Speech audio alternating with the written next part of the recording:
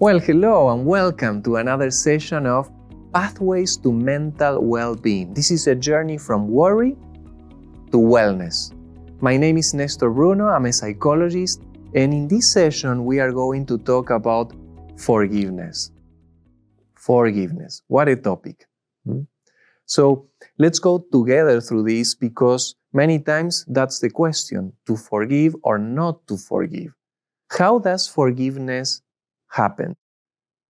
How can I forgive myself and others and move from worry, depression, being stuck to wellness?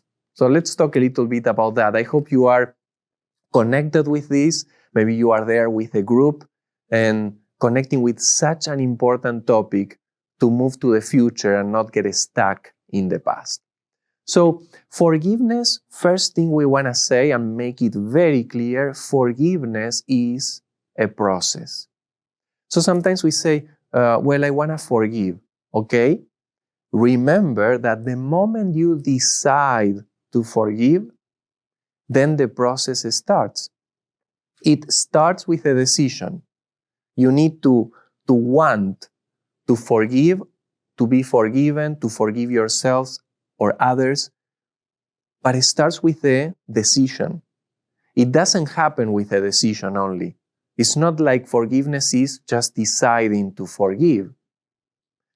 I'm sure that if you have been trying to forgive someone else or yourself, you know that it's not enough with just deciding. So it's a process. The process starts with a decision. Now, how that process happens? Let's talk about that because the process is a grieving process. It's the same that happens when we lose something very important to us. So the process of forgiveness, very connected to the process of grieving, has stages that we go through. Let's talk about this. The first one is denial.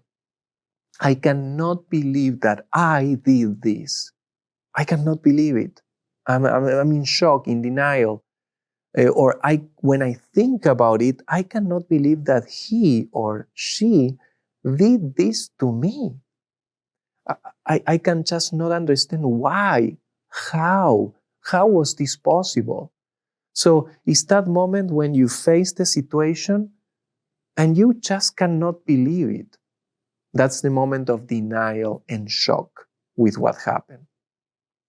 Now, if we keep moving through the journey to forgiveness, at some point we will get really angry.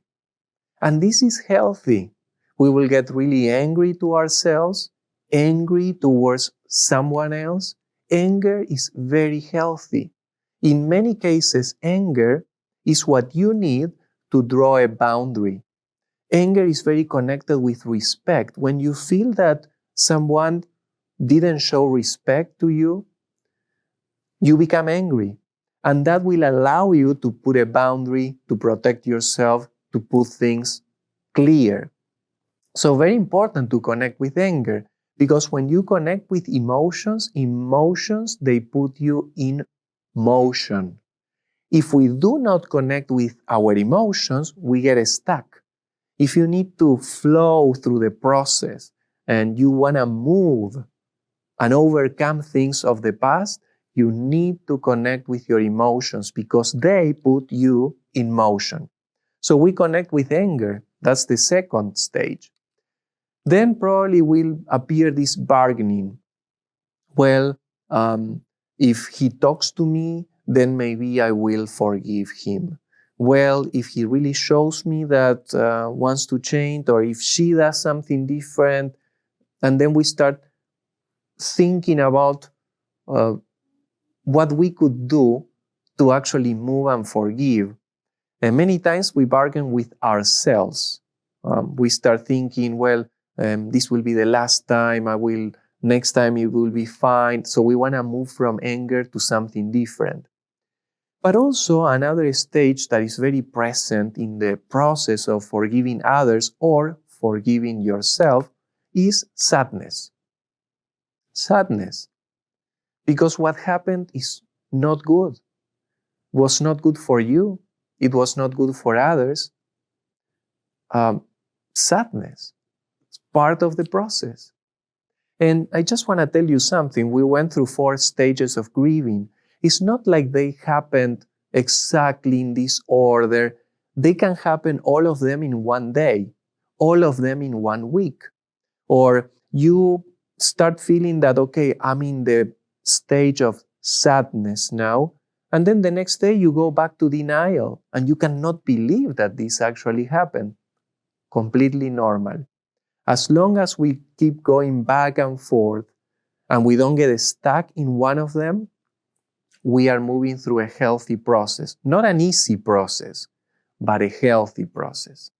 So after sadness, we can also experience acceptance. Maybe we get to a point and we say, okay,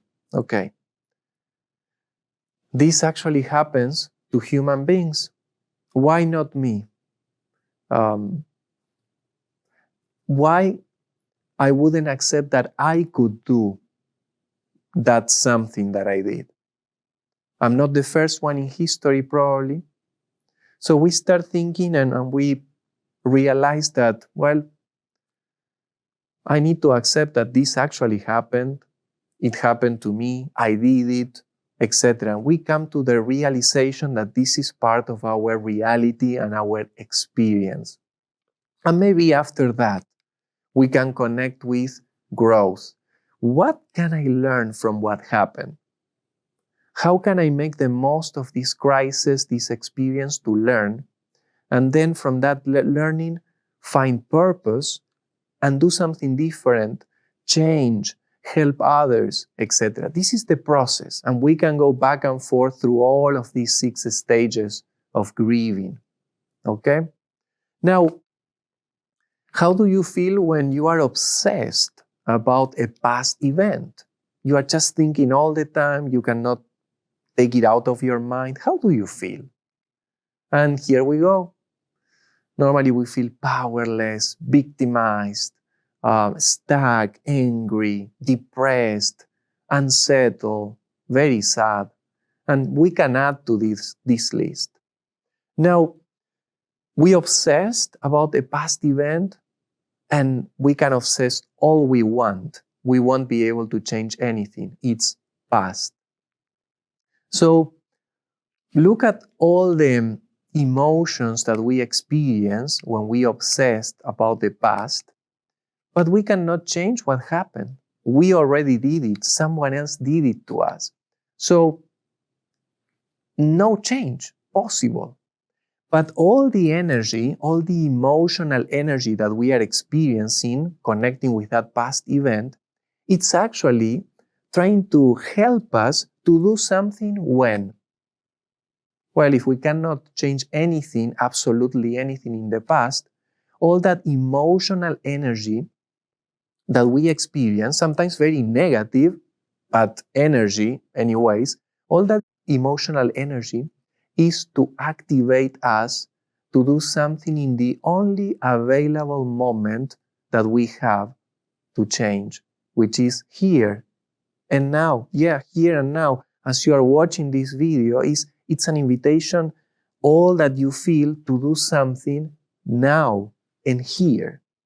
So we are going to use all of that energy to do something.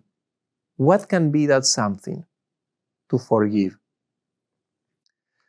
Remember that it's a process, but maybe we are connecting this morning and you're watching this and you said, I'm going through that process.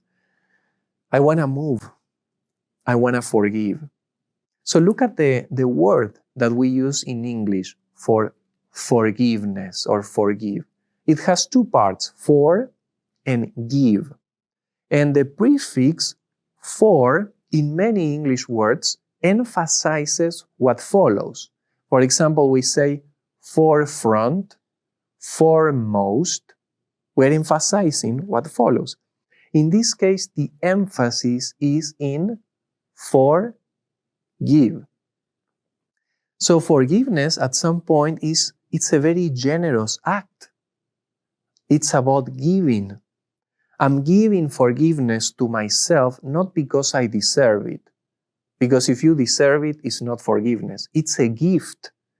You give forgiveness to someone else not because he, she, or them deserve it. It's actually a generous act. It's about giving. Look at another word we use in English. This gets really interesting. Pardon. This is also used in other Latin languages, like Spanish, perdón, Portuguese, perdão, Italian, perdono, and we can keep going with very similar. In English, pardon. And look, the second part of this word. In Latin languages, par emphasizes what follows, and what follows is don, that we use in other English words like donation. So, in this other word, pardon, the emphasis is in donation. It's a gift. So forgive, all about giving. Pardon, it's all about giving a gift.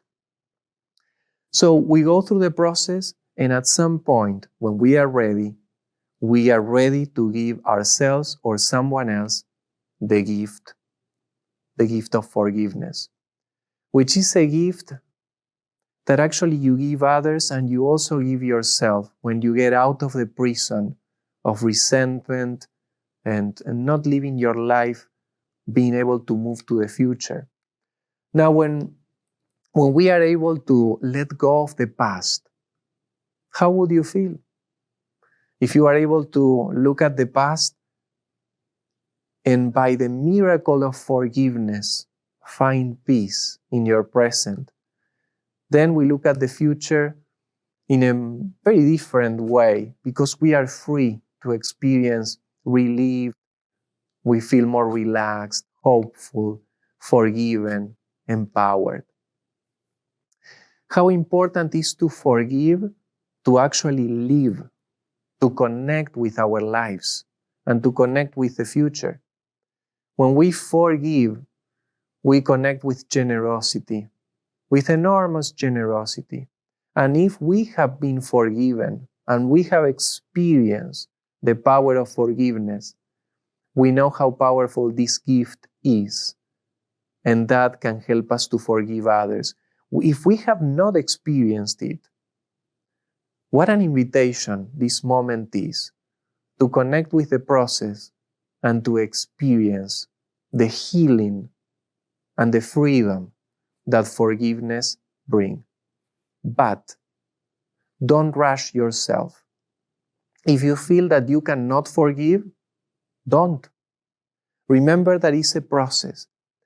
It starts with a decision. Maybe you say, I really would like to forgive, but I don't feel ready yet. Well, the process started with that decision. Look for help if needed to process what happened.